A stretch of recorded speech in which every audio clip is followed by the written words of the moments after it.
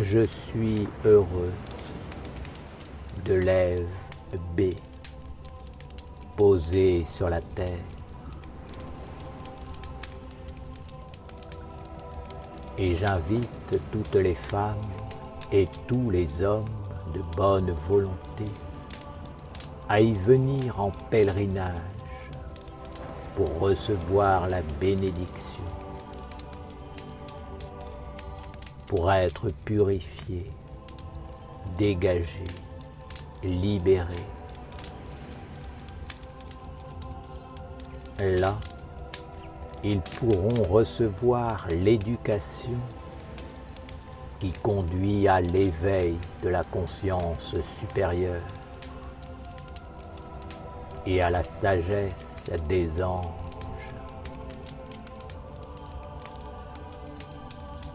Je suis la bénédiction de je et le soulagement des épreuves inutiles.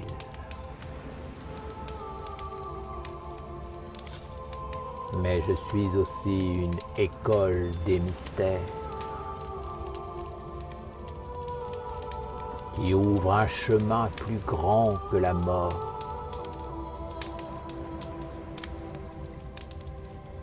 S'approcher de l'Ève B, c'est entrer dans mon aura, dans ma vision, et se tenir dans ma présence.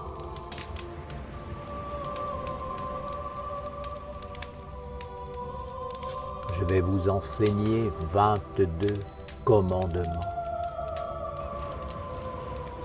qui sont une discipline sacrée, une éducation, un art de vivre.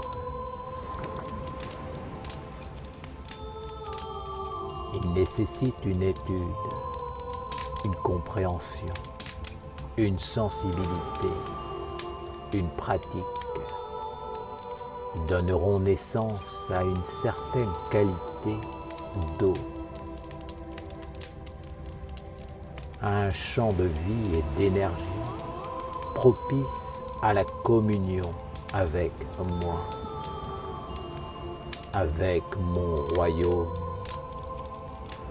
et avec l'âme. Ces 22 commandements font partie de moi. Ils sont 22 marches qui mènent à ma présence. 22 lettres de l'alphabet des dieux, par la combinaison desquelles tout est écrit dans la vie et la destinée.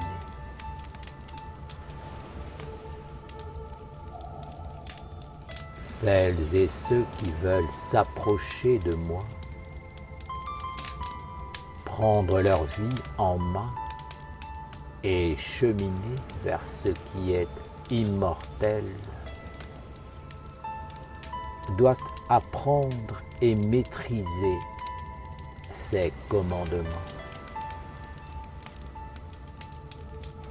Vous ne devez pas vous arrêter à la lettre,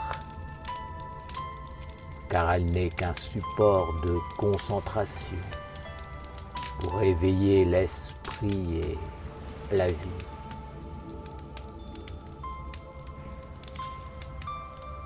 Par chaque commandement, vous pourrez entrer en communion avec moi par la concentration, la méditation, la pratique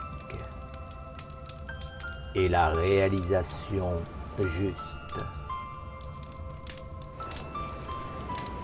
Ainsi, vous pourrez vous assembler dans mon école pour méditer, prier et vous entraîner ensemble.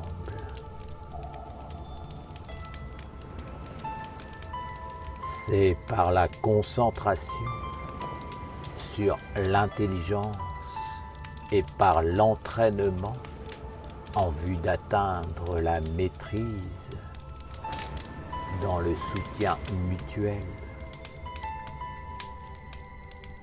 que vous deviendrez fort.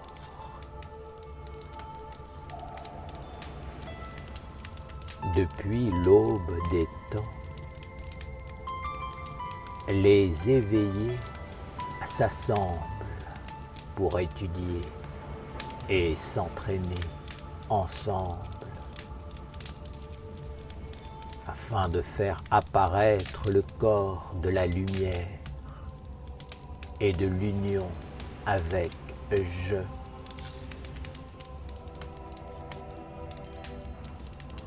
Ensuite, ils se divisent pour aller dans le monde extérieur où il y a l'épreuve et la tentation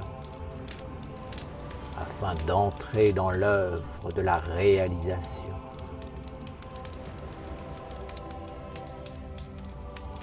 Celui qui est capable de résister aux influences contraires montre qu'il a atteint la maîtrise et que rien ne peut séparer ce que Je a unifié. Comme l'ont fait vos ancêtres, vous vous unirez en sainte assemblée pour étudier et travailler sur vous, cherchant l'unité en Je. Puis, vous retournerez dans le monde de la division et vous mettrez en pratique ce que vous avez appris jusqu'à devenir fort et vous faire un corps, une vie avec mes 22 commandements. Chacun d'eux est vivant, est une lettre de l'alphabet des dieux, une porte qui mène vers d'autres mondes, une marche qui élève vers un état de conscience supérieur et une maîtrise des éthers subtils et magiques qui entourent l'homme.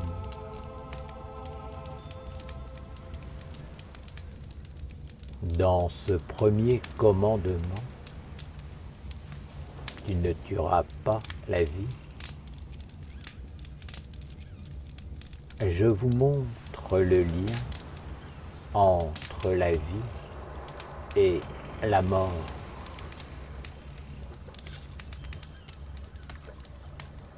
La vie est ce que je suis. La mort est ce que je ne suis pas.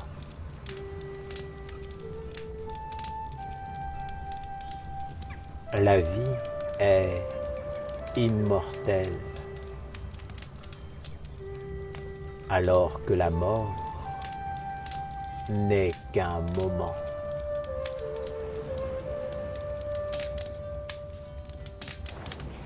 Tu dois vivre avec la vie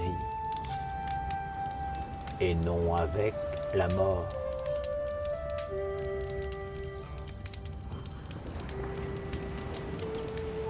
La vie, c'est Je. Dans tout ce qui vit, c'est lui, l'être éternel qui se manifeste.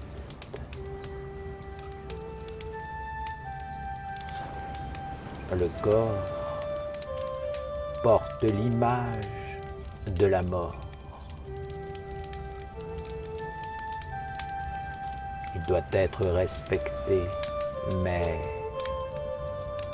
il ne doit pas prendre le dessus sur ce qui a engendré le corps, ce qui l'anime et qui demande à naître à travers lui.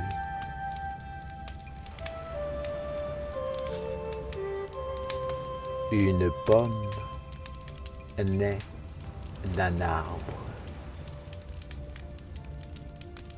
et porte en elle la naissance potentielle d'un autre arbre. L'homme peut la trouver bonne à manger, mais il ne doit pas oublier celui qui est le créateur de l'arbre, de la pomme et de tous les mondes.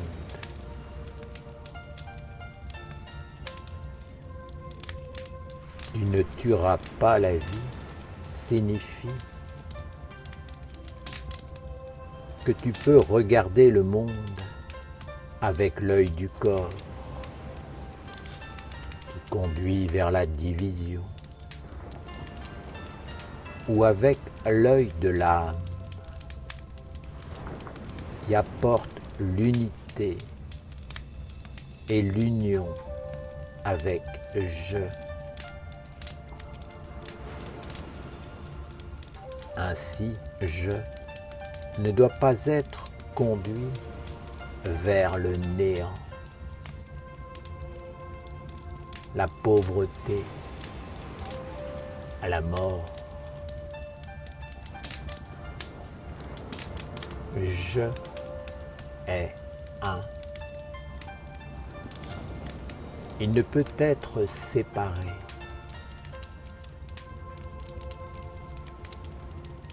Toi, qui es dans un corps avec la conscience d'être séparé, tu dois devenir un serviteur de l'unité, de ce qui ne peut être séparé. Tu dois prendre soin de ce qui n'appartient pas à la mort, qui ne t'appartient pas et qui est plus grand que toi.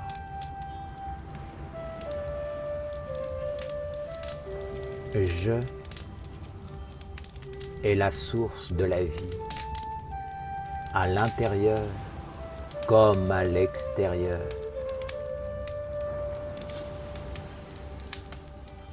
Il est ton corps, celui qui crée le corps, qui l'anime et l'inspire.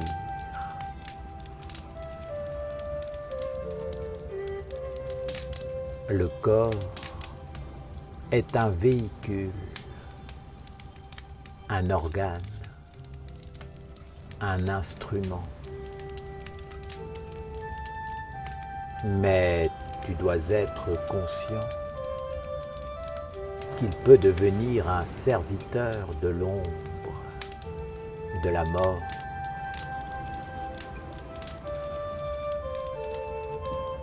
Le corps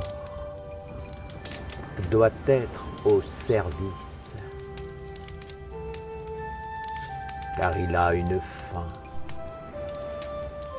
Alors que l'autre pose, l'esprit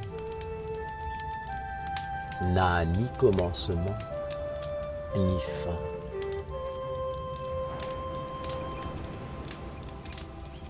Mes 22 commandements sont justement le pont, le lien qui permet la communication entre les deux pôles de l'existence. Si ce lien est coupé, l'homme se met à vivre pour le corps et devient un serviteur, un agent de la mort.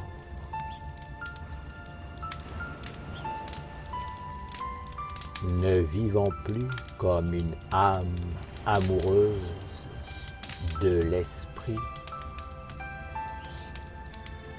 il tue la vie en lui et autour de lui.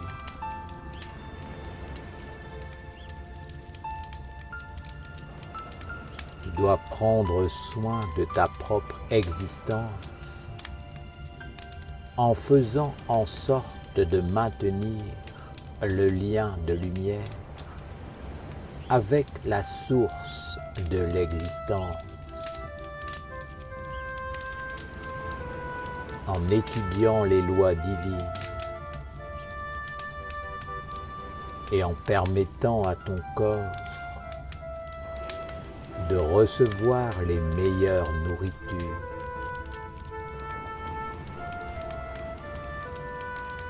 Ainsi,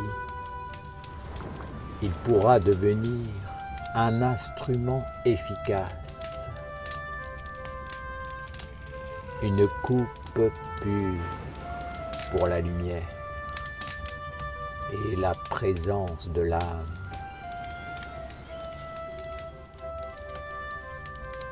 Si le corps est placé dans les bonnes ambiances, s'il se nourrit des pensées, des sentiments et des forces les plus pures de l'âme, au sein de la Sainte Assemblée et de la maison de Je,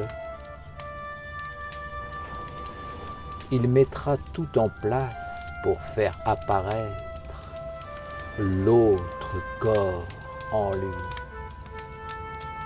et dans les œuvres de sa vie. Ce corps est celui de l'immortalité et de la vie plus grande que la mort.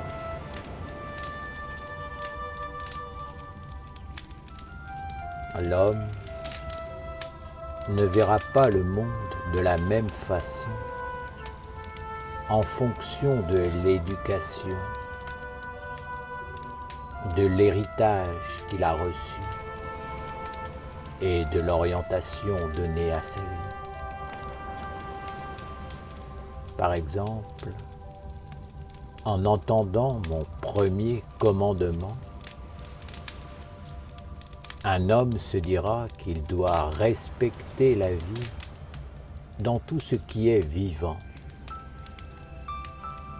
Mais tu dois te rendre compte, une telle pensée est très abstraite, car il est difficile de se concentrer sur la multitude des mondes.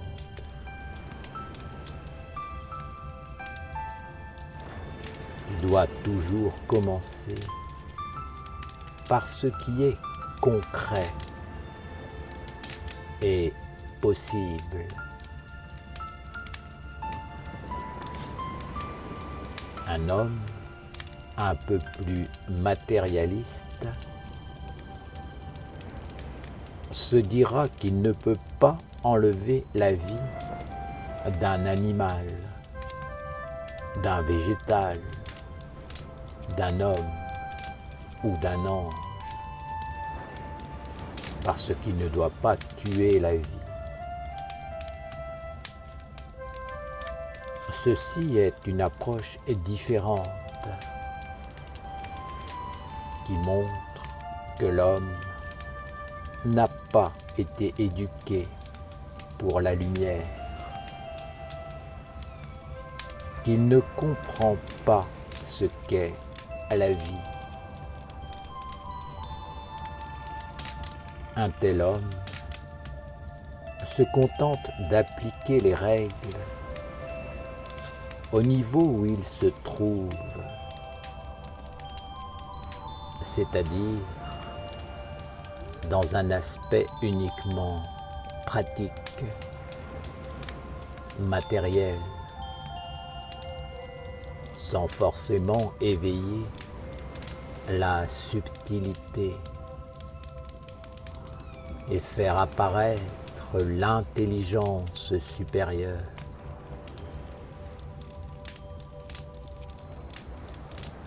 Comprends que la vie dont je te parle n'est pas la vie que tu connais dans tes concepts d'homme éduqué pour la mort.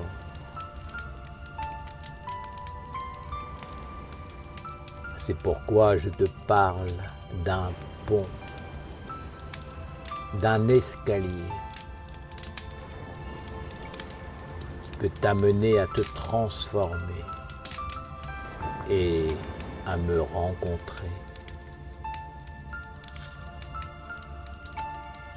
La vie est comme une flamme. Pour demeurer, elle a besoin d'être nourrie, protégée, que l'on prenne soin d'elle, qu'on l'entretienne.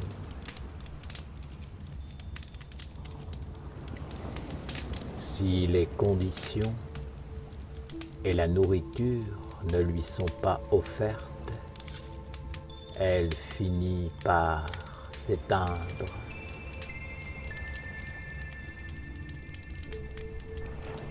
Ces conditions et éléments se trouvent en toi. Ce sont ton vouloir, ton cœur, ta capacité de parler, ton souffle, tes yeux, tes oreilles et tout ce qui fait de toi un être réceptif et actif.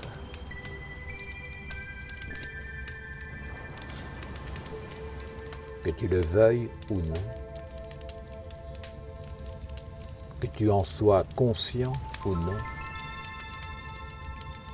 tu es essentiellement un serviteur de la vie ou de la mort.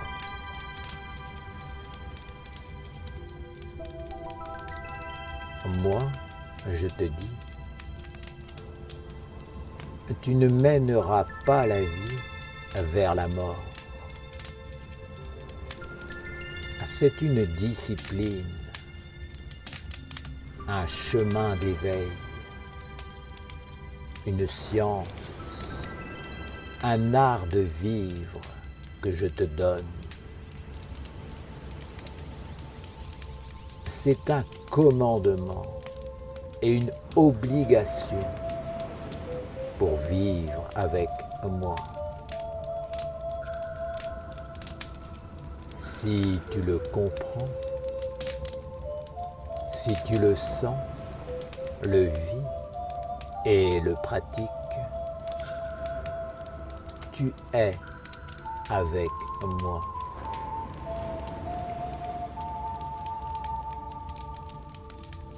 Tu peux conduire la vie vers la mort dans ton intelligence, dans ta façon de penser, de regarder, d'entendre, d'appréhender les événements, dans ta relation avec les êtres. Pour cela, Il suffit qu'un seul de tes organes, comme le cœur, soit blessé dans la souffrance. Il va alors se fermer. Cultiver une attitude de durcissement jusqu'à devenir un minéral.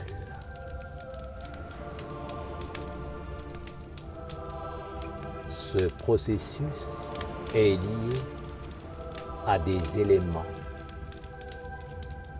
des esprits et des génies qui finalement te conduiront à te couper du lien avec ton âme et donc avec les mondes supérieurs.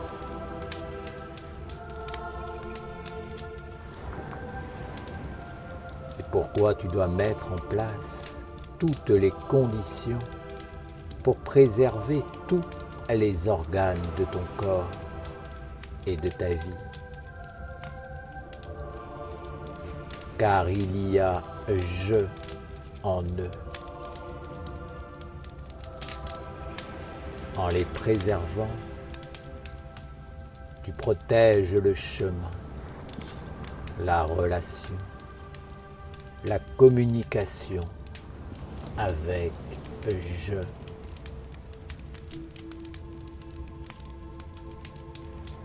Préserve tes yeux jusqu'à ce que ton âme puisse regarder l'existence à travers eux et que ce ne soit pas l'ombre des ténèbres qui s'empare de ta vision et regarde le monde à travers toi, t'utilisant pour accomplir sa volonté.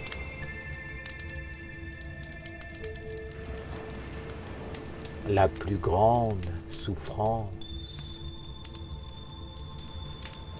est d'emprisonner l'âme dans les ténèbres.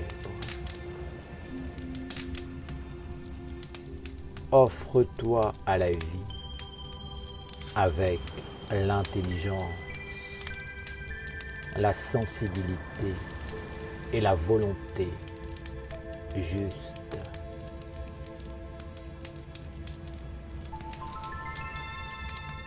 La vie, c'est ton âme.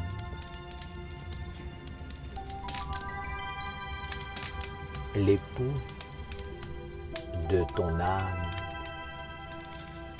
est le grand esprit, je. Le corps est la maison de je, le temple de la vie. L'œil est l'instrument de l'âme. En toutes circonstances, l'âme doit être souveraine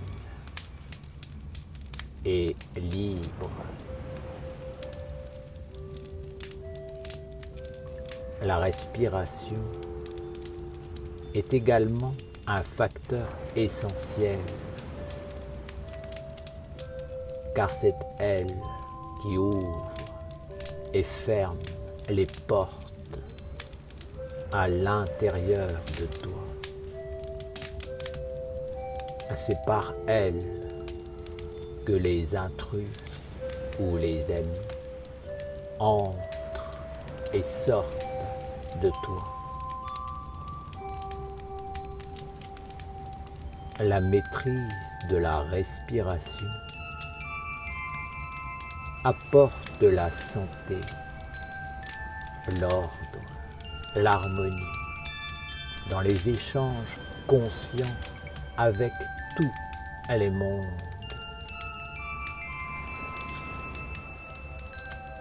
l'harmonie préserve la vie.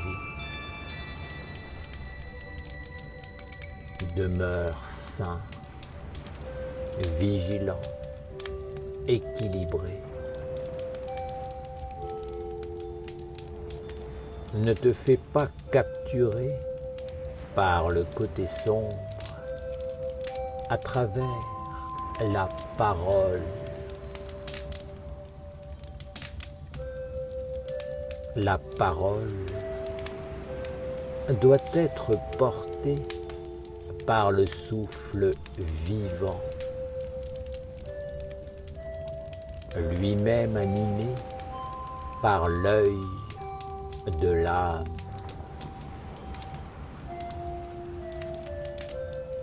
Si la parole n'a plus d'âme ni de vision, elle devient faible et peut être capturée par ce qui conduit vers la division et la mort.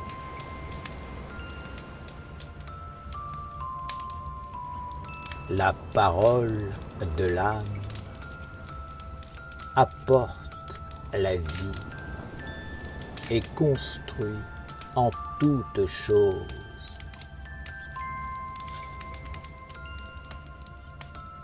Ne condamne pas sans cesse, ne diminue pas, n'enferme pas, ne flatte pas, ne permet pas le mensonge, mais apprends à être juste en sachant quand tu dois parler et quand tu dois être silencieux. Prononce les mots justes pour être un serviteur de la vie et enfanter les mondes de la lumière.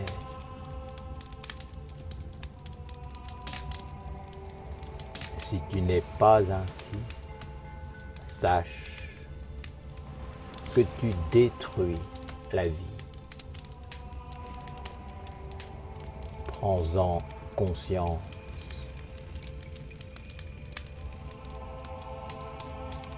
Ne te justifie pas dans les ténèbres, mais entre dans mon école, dans ma nation, pour travailler sur toi, adopter un nouveau corps et ouvrir une autre destinée pour toi-même et les générations futures.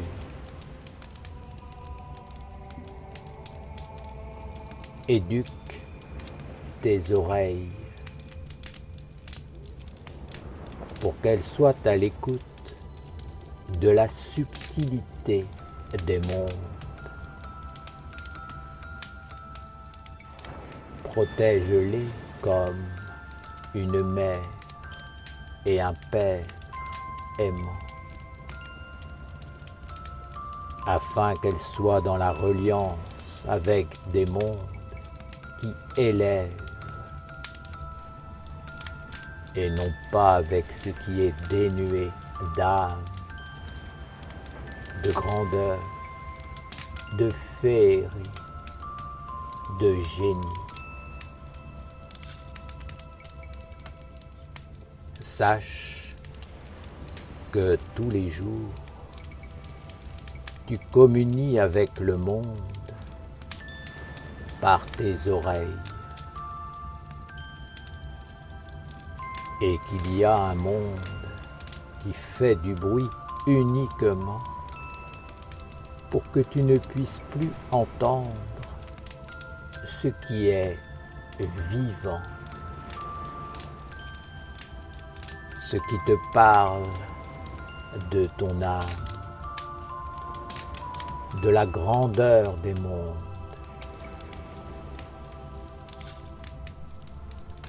Si sans cesse tu n'entends que ce qui détruit, tu entreras dans la grande faiblesse de ne plus avoir envie de construire la vie, d'être un serviteur de la lumière, de la grandeur, de l'âme.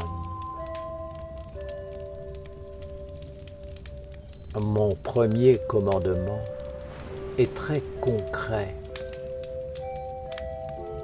Il est proche de toi, de ce que tu es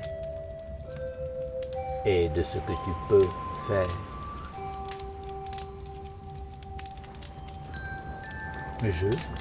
Veux-tu nous dire qu'au lieu d'être trop concret ou trop mystique, il faut juste être nous-mêmes et préserver la vie qui nous est accessible et que je nous a donnée?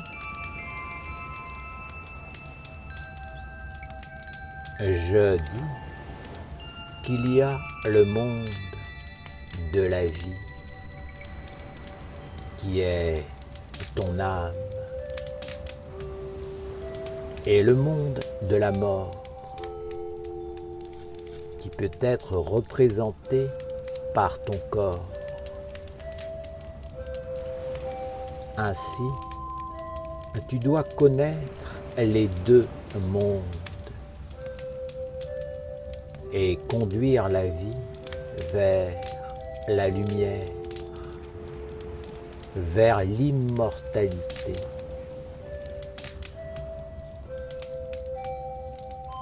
La vie, c'est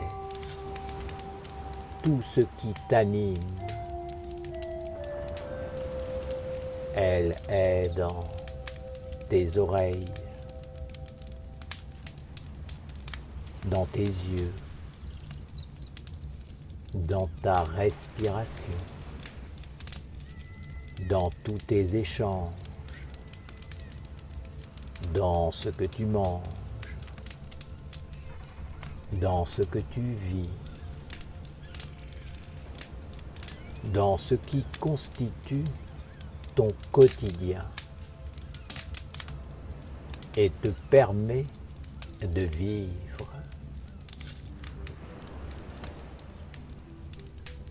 Ta vie quotidienne est un cercle, un tourbillon qui détruit la vie en la conduisant vers la mort ou qui la libère en faisant apparaître ce qui est plus grand que le corps.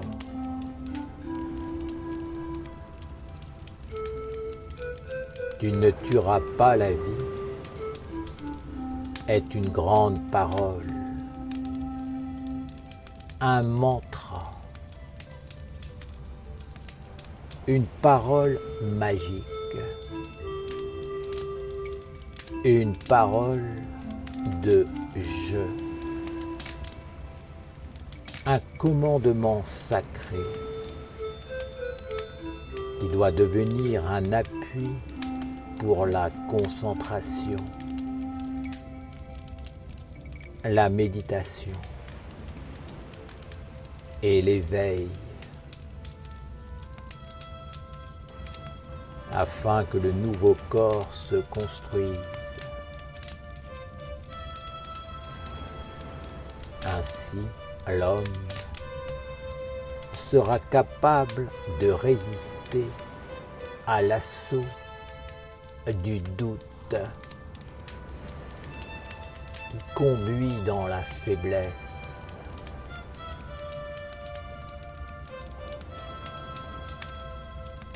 Sache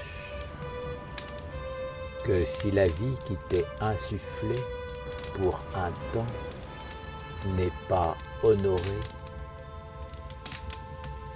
mais qu'au contraire, elle est dégradée,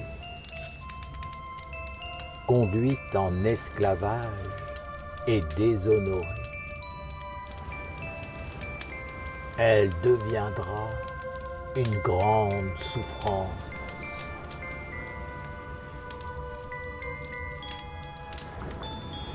C'est pourquoi je demande aux vivants bretons de préserver la vie, de la servir à travers le corps, la nutrition, la respiration, l'œil, la subtilité,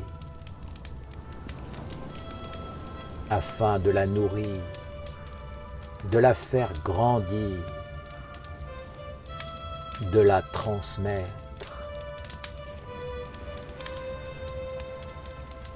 Sache que lorsque l'homme se rapproche de son dernier souffle, il doit continuer son voyage à travers la vie, mais comprend que la vie n'est vivante qu'à travers ce qui est vivant et non pas ce qui est mort. La mort définit la fin, ce qui s'arrête, alors que la vie définit l'éternité, ce qui ne s'arrête pas. Ainsi, ce que tu fais de la vie qui t'a été donnée par je montre ta capacité ou ton incapacité à entrer sur le chemin de l'éternité. Soit ta vie aura été un chemin de beauté et de grandeur, soit elle n'aura été qu'un chemin de mort, une flamme allumée pour éclairer la mort.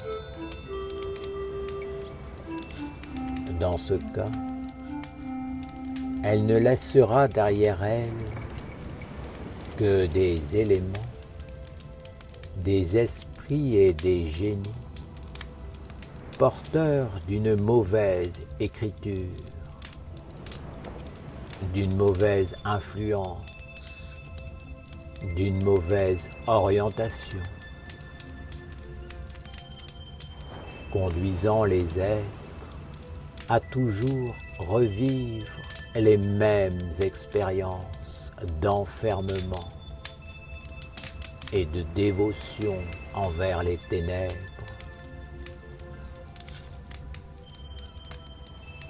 La vie n'enferme pas les mondes, elle les libère. Elle libère l'homme en premier, car il est l'instrument. Puis, elle libère les mondes subtils, avec tous les êtres qui y existent. Enfin, c'est la grande vie, la grande âme qui apparaissent et se manifestent en toutes choses. L'homme peut alors vivre avec les mondes divins. C'est le règne de Je. car tout est animé par son esprit, son âme et son corps. Partout où tu regardes, dans tous les sons que tu entends,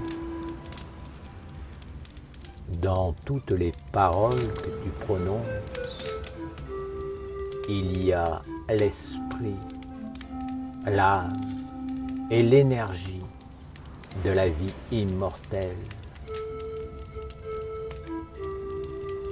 Par contre, si en tout cela, c'est ta volonté personnelle qui se manifeste,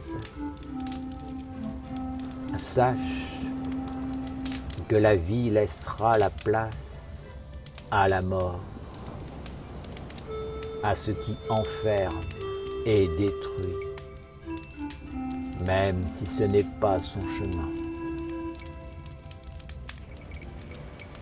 La vie est profusion et elle conduit tout dans la grandeur, la libération, l'éternité, l'immortalité.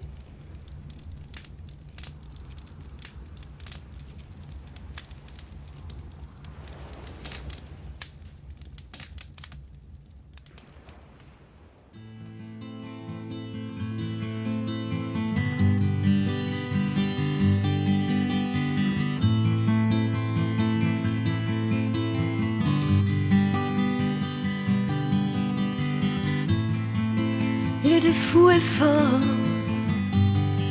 il était grand et beau. Il avait pris nos corps et nos cœurs trop tôt, trop grand pour le comprendre, impossible à dompter, bousculant notre quête de sagesse et de vérité.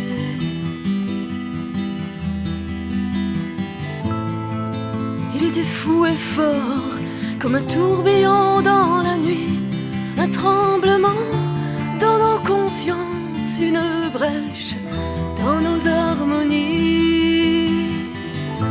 Il avait laissé des traces et creusé des sillons, là où rien ne s'efface, dans nos cœurs et sur nos fronts. L'oiseau,